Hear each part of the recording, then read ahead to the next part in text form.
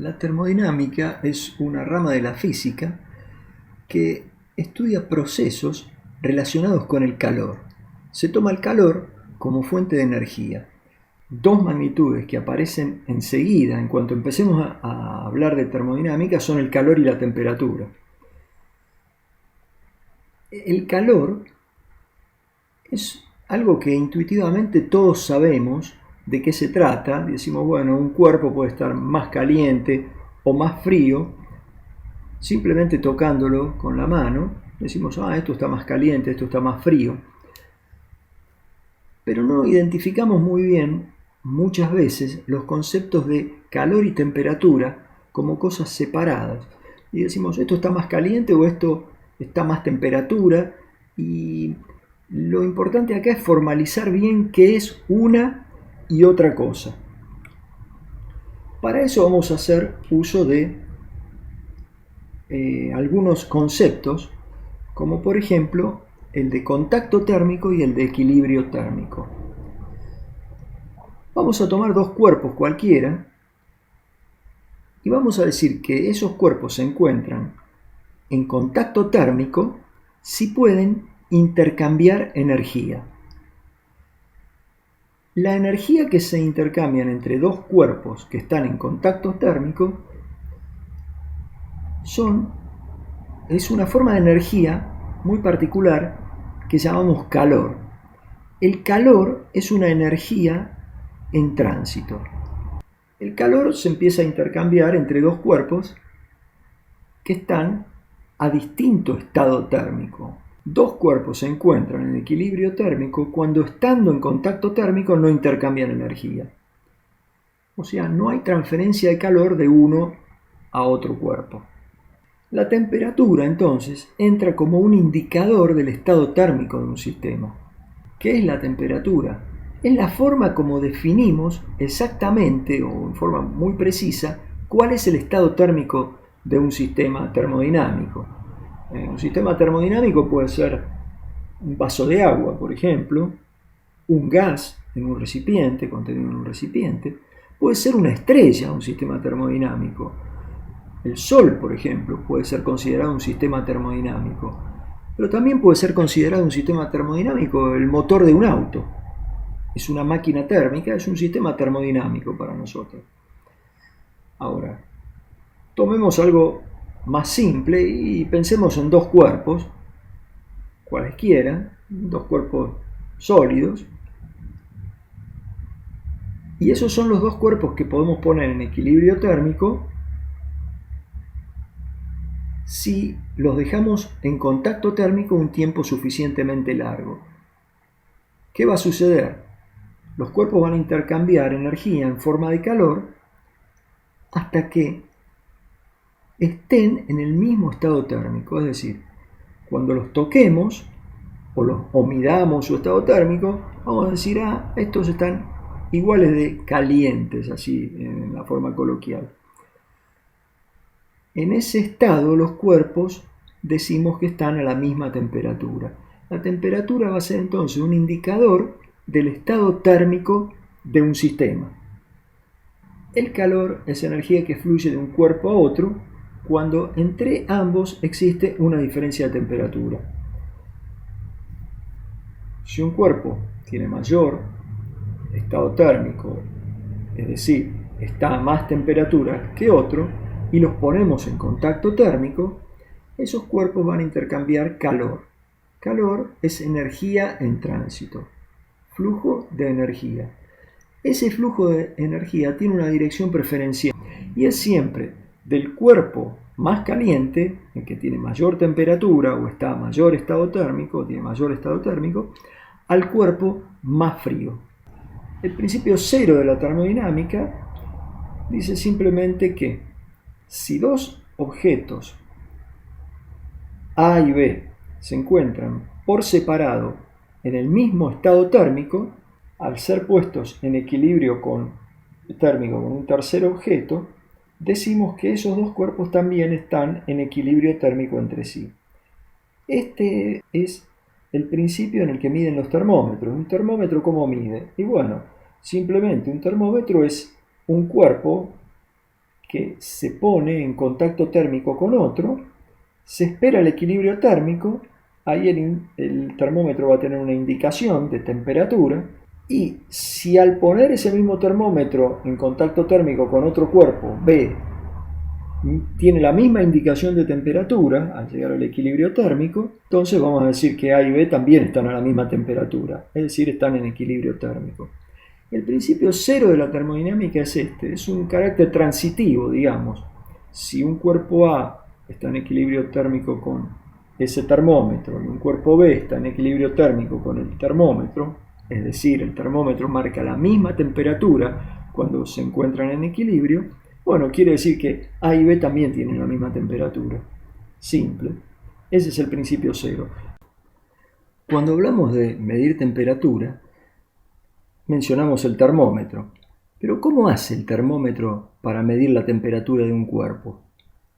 Bueno, evidentemente esto se hace en función a la variación de alguna característica o magnitud física asociada con la elevación de la temperatura.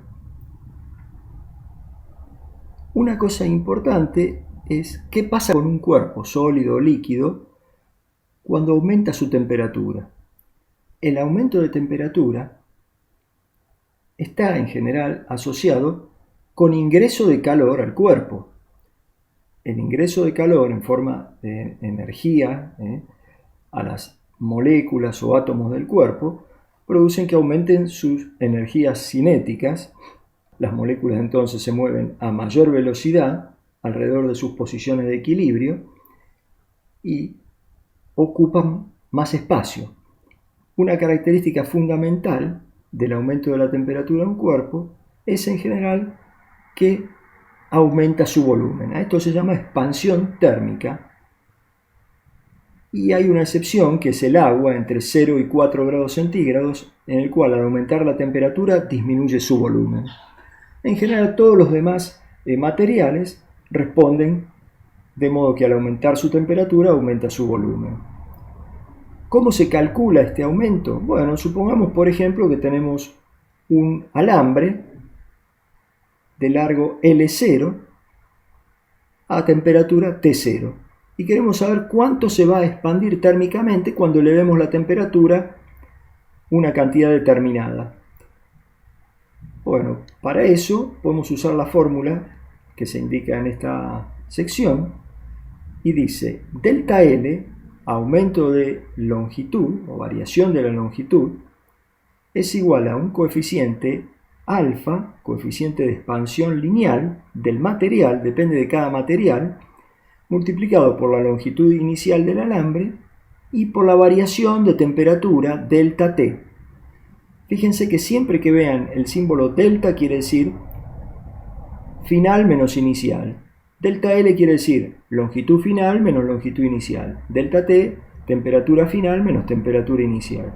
De esta forma se puede calcular cuál será el aumento de longitud en ese determinado alambre al variar su temperatura. Así como aumenta la longitud si la temperatura aumenta, disminuirá su longitud si la temperatura disminuye. Fíjense que si la temperatura final es menor que la temperatura inicial, este delta T va a ser menor que 0 y por lo tanto delta L también va a ser menor que 0. Quiere decir que la longitud final será menor que la longitud inicial.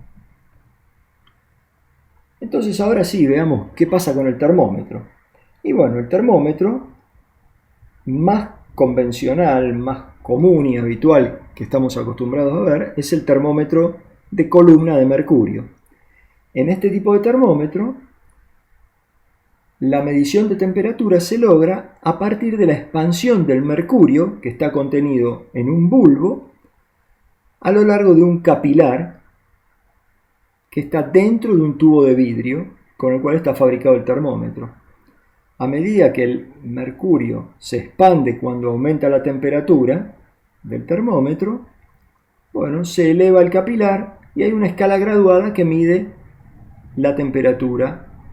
Hay otras propiedades que se pueden usar, pero siempre basadas en la expansión de los sólidos, por ejemplo, que es el unir dos chapitas, estos se llaman bimetales, de distintos materiales, que se van a dilatar con distintos coeficientes de dilatación, ¿se acuerdan? Alfa, cada material tiene su coeficiente de dilatación. Entonces, el material que más se dilata, por ejemplo en este caso el amarillo, va a ocupar más longitud y va a hacer que la chapita, este bimetal, estas dos chapitas pegadas, se curven. Esta curvatura se puede usar para adosar alguna aguja indicadora o para abrir o cerrar un contacto. Estos son los famosos termostatos que se usan en las estufas, por ejemplo. Funcionan en general con bimetales. Hay otros tipos de termómetros, como pueden ser los de gas. También un gas se dilata cuando aumenta su temperatura.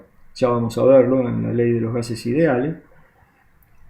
O variar alguna otra magnitud física, como puede ser la resistencia eléctrica en las termoresistencias, o en las termocuplas la generación de una diferencia potencial eléctrico.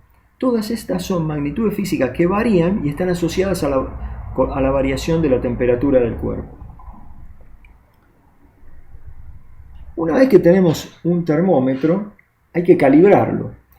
Si el termómetro no está calibrado, el hecho de que suba o baje esta columnita, digamos, de mercurio o de algún líquido con el que esté fabricado el termómetro dentro del capilar, nos va a dar nada más que idea de si la temperatura es mayor o menor, pero no podemos medirlo.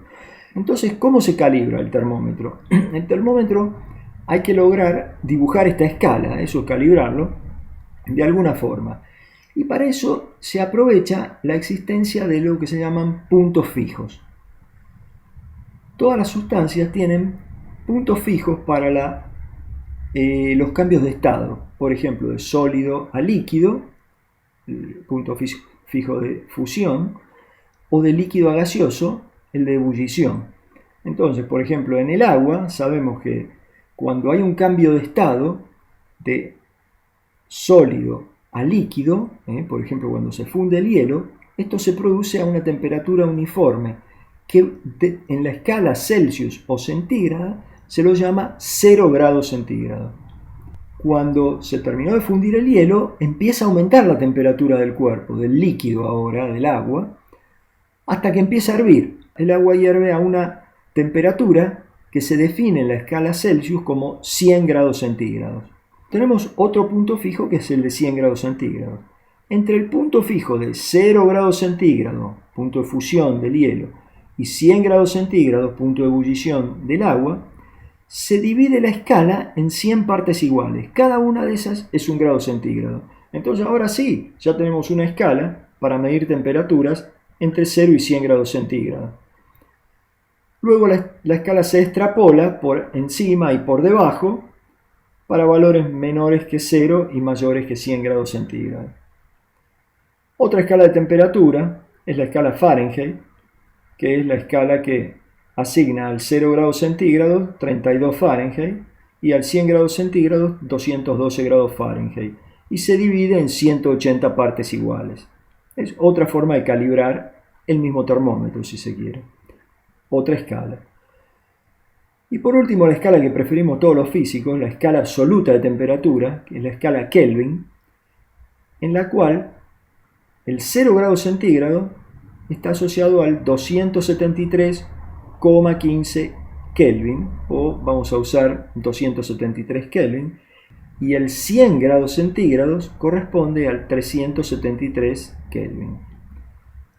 La escala Kelvin se llama escala absoluta porque fíjense que tiene un 0 a un valor que es de menos 273,15 grados centígrados. Ese punto se llama punto cero absoluto de temperatura. No existe en el universo ninguna temperatura por debajo del 0 Kelvin, o sea, por debajo del 273 grados centígrados bajo cero. Ese punto es el punto en el que ya no hay más aportes en la energía cinética de movimiento de las moléculas. Los electrones de los átomos caen a sus órbitas más bajas. Es decir, toda la materia está en su estado de mínima energía. Al no haber ningún estado de menor energía, ese estado es el que se define como 0 Kelvin. Si consideramos los gases, bueno, a partir de los trabajos de Boyle y Marriott, de Charles y Gay-Lussac, se establecieron también relaciones entre las variables macroscópicas de un gas y su temperatura. Y se llegó a que para un gas ideal, es decir, un gas con muy baja densidad y cuyas moléculas no interactúan entre sí,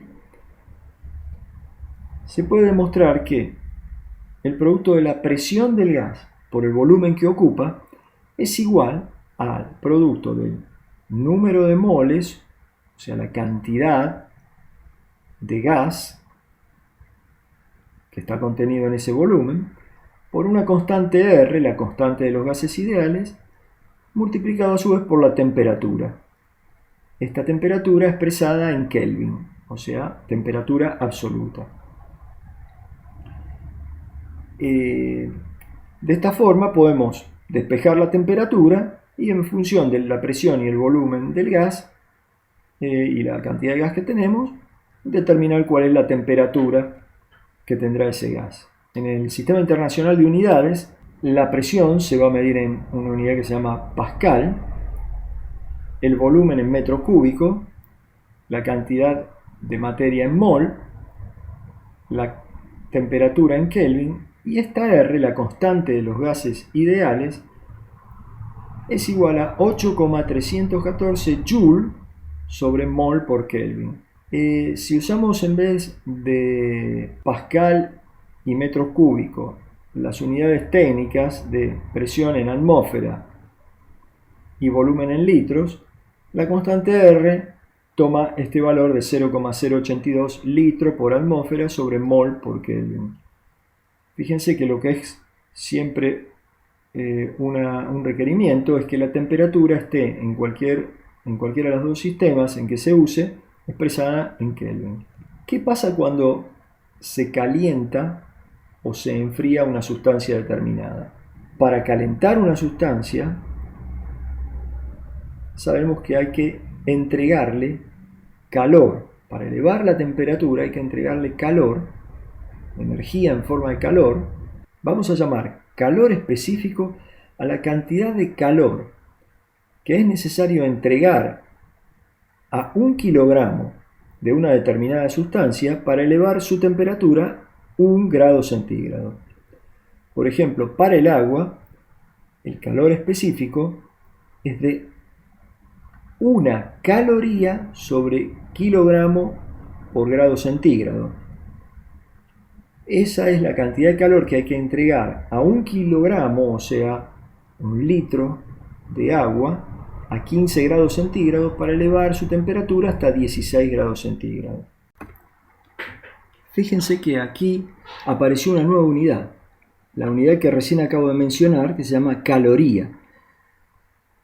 Esa caloría directamente se define a partir del calor específico del agua. Y entonces definimos una caloría, ahora caloría grande con C mayúscula, a la cantidad de calor que hay que entregar a 1 kilogramo de agua a 15 grados centígrados para elevar su temperatura hasta 16 grados centígrados. Fíjense que esta es la definición directamente de caloría grande. ¿Por qué digo caloría grande? Porque muchas veces van a ver que se utiliza la caloría chica, que directamente se escribe con C minúscula, y una caloría chica es la cantidad de calor que hay que entregarle a 1 gramo, no 1 kilogramo, sino 1 gramo, 1000 veces menos, de agua, a 15 grados centígrados para elevar su temperatura hasta 16 grados centígrados. Nosotros en general vamos a usar siempre la caloría grande, y entonces vamos a expresar el calor específico del agua como 1 caloría grande sobre kilogramo por grado centígrado. Este calor específico se toma más o menos constante en todo el trayecto en que el agua es líquida, digamos de 0 grados centígrados hasta 100 grados centígrados. tomamos como calor específico del agua aproximadamente igual a 1 caloría sobre kilogramo o grado centígrado. ¿Qué pasa cuando estamos en los puntos en que vamos a fundir hielo o a vaporizar agua? Bueno, ahí, como vimos, la cantidad de calor que hay que entregar al agua se realiza, ese cambio de estado, a temperatura constante. Si tenemos 1 kilogramo de hielo y lo queremos fundir, es decir, 1 kilogramo de hielo a 0 grados centígrados, ojo, y lo queremos fundir, bueno, tenemos que entregar una cantidad de calor que se llama calor latente de fusión del hielo, para obtener 1 kilogramo de agua a 0 grados centígrados también. Ese calor latente es de 80 calorías sobre kilogramo. Es decir, hay que entregar 80 calorías grandes por cada kilogramo de hielo que quieramos fundir. La caloría no es una unidad del sistema internacional, es una unidad que se define en función de una propiedad del agua. Se definió hace mucho tiempo, digamos, en la época en que Joule hacía sus experimentos, allá por el siglo XIX, el experimento de Joule, de 1843, intentó encontrar una relación entre dos magnitudes de energía que hasta ahora no podíamos relacionar, que son la caloría por un lado y la unidad de energía Joule, digamos, la energía mecánica, fuerza por distancia, ¿se acuerdan de Física 1? Con nuevos experimentos se pudo ajustar mejor los resultados de Joule y se obtuvo que una caloría grande equivale a 4,186 kilojoule. Y esta es la relación entre caloría y joule. Y se llama el equivalente mecánico del calor. Es decir, ¿cuánto es el equivalente mecánico de una caloría? 4,186 kilojoule. Cuando calentamos una cantidad, una masa determinada de una dada sustancia, o cuando se enfría esa masa determinada de una dada sustancia, que tiene calor específico C sub E, está involucrada una cantidad de calor que se puede calcular como el producto de el calor específico por la masa por la variación de temperatura.